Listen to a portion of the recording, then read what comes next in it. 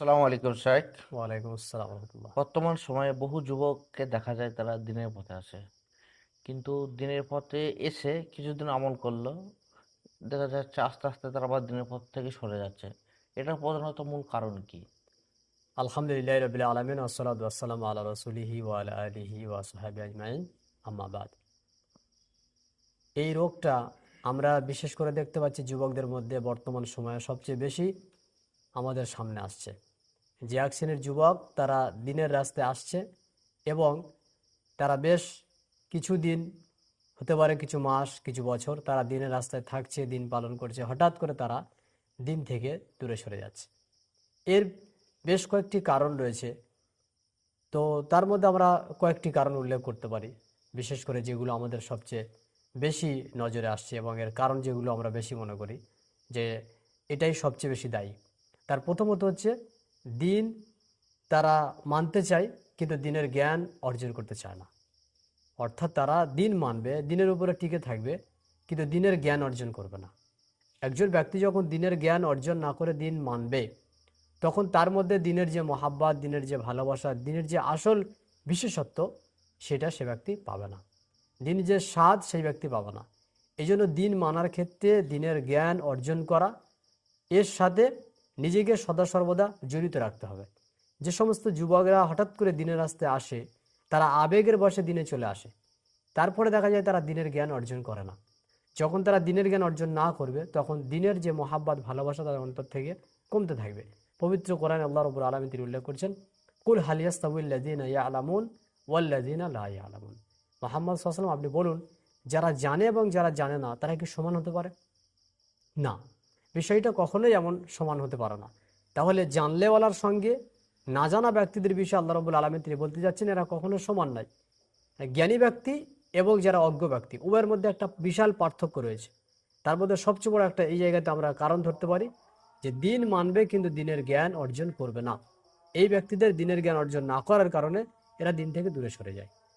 দ্বিতীয় নম্বর কারণ আমরা একটা বলতে পারি, যেটা সবচেয়ে বেশি এই সমস্ত যুবকদেরকে নষ্ট করার জন্য দায়ী, তা হচ্ছে সঙ্গদোষ।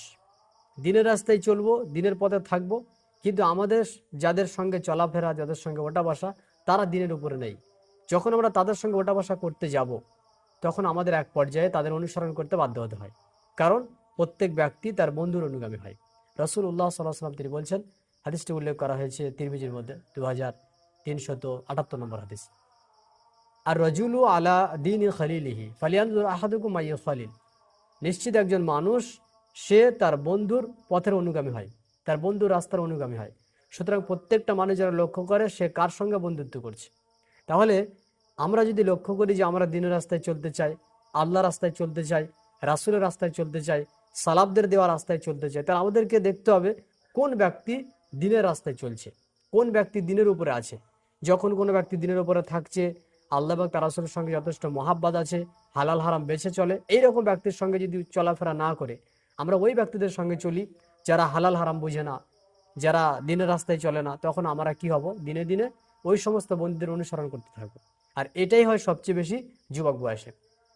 আমরা বন্ধু পাই এমন যারা বেনামাজি, আমরা সঙ্গী পাই এমন যারা রাস্তায় ধারে বসে আড্ডা পিটে, যারা গাঁজার সঙ্গে সম্পর্ক রাখে, মদের সঙ্গে সম্পর্ক রাখে। আমরা যখন দীর্ঘদিন তাদের সঙ্গে সম্পর্ক রাখবো, তখন আমারও ওই কাজে চলে যাব যেটা আমাদেরকে দিন থেকে বের করে দেয়। আরেকটা বড় কারণ আমরা দেখতে পারি, সেটা হচ্ছে আলেম ওলামাদের সঙ্গে বসাবস না করা, আলেম ওলামাদের সঙ্গে ওঠা বসা না করা, তাদের সাথে না থাকা। যখন আলেম ওলামার সঙ্গে আমরা ওঠা বসা করবো, এর একটা আলাদা বরকত থাকে, কারণ তাদেরকে দেখলে আমাদের দিনের প্রতি মহাব্বত একটু বেড়ে যায়, অন্তরটা একটু প্রশান্তিতে ভরে ওঠে। যেহেতু তারা দিন মানছে, তাদেরকে এমনি দেখাতেই তাদের সঙ্গ আমরা যদি দিই, তাদের সঙ্গে থাকি, তাহলে সেক্ষেত্রে আমাদের দিনের প্রতি মহাব্বত বেড়ে যায়, আল্লাহ রাসূলের প্রতি, আল্লাহর প্রতি মহাব্বত একটু বেড়ে যায়। এটা হচ্ছে বরকত। কিন্তু এই সমস্ত যুবকরা কি করে, এরা দিনের আলেমদের সঙ্গে ওঠা বসা টোটালি বন্ধ করে দেয়। ফলে কি হয়, ফলে এক পর্যায়ে তারা দিন থেকে আস্তে আস্তে দূরে সরে যায়। আরও একটি কারণ আমরা বর্ণনা করতে পারি, যেটার বিষয়ে আল্লাহ রাব্বুল আলামিন পবিত্র কোরআনে উল্লেখ করেছেন সূরা কসাসের 50 নম্বর আয়াতে, ওয়ামান আযাল্লু মিম্মান ইত্তাবা হাওয়াহু বিগাইরি হুদাম মিনাল্লাহ। ওই ব্যক্তির তুলনায় সবচেয়ে গুমরাহকে যে ব্যক্তি নিজের প্রবৃত্তির অনুসরণ করে, বিনা কোনো দলিলে, বিনা কোনো হেদায়েতের রাস্তায় ওই ব্যক্তি চলাফেরা করে। তাহলে এখানে আল্লাহ রাব্বুল আলামিন তিনি বলছেন এই ব্যক্তি গুমরাহ। কোন ব্যক্তি? যে ব্যক্তি দিনের রাস্তায় না চলে বরং নিজের পবিত্র অনুসরণ করে। পবিত্র অনুসরণ মানে আমার মন যেটা চাইবে আমি সেটাই করব। আর আমাদের পবিত্র সবসময় চাই বেশিরভাগ এমন কোনো কর্মের দিকে আমাদেরকে নিয়ে যেতে চাই যেটা শয়তানের রাস্তা, যেটা অবৈধ রাস্তা, যেটা হারাম রাস্তা। আমরা যখন কোরআন এবং সুন্নাহকে মানার ক্ষেত্রে দিনের রাস্তায় আসি, দিনে দিনে আমরা দুর্বল হয়ে যাই। একদিক থেকে দিনের জ্ঞান থাকে না, আরেক দিক থেকে সব আমাদের সঙ্গদোষ হয়, এবং সেই সাথে সাথে আমরা পবিত্র অনুসরণের প্রতি ঝুঁকে পড়ে যাই, আমরা হারাম কর্মে লিপ্ত হয়ে যাই।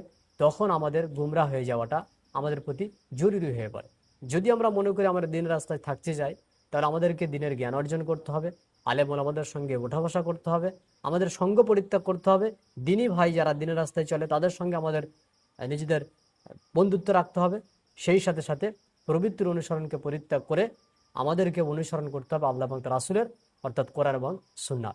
তাহলে আশা করা যায় আমরা অবশ্যই দিনের রাস্তায় থাকবো। আল্লাহ রাব্বুল আলামিন তিনি আমাদেরকে এই সমস্ত কারণগুলোকে লক্ষ্য করে দিনের প্রতি আবার ফিরে আসার সমৃদ্ধি প্রদান করুন।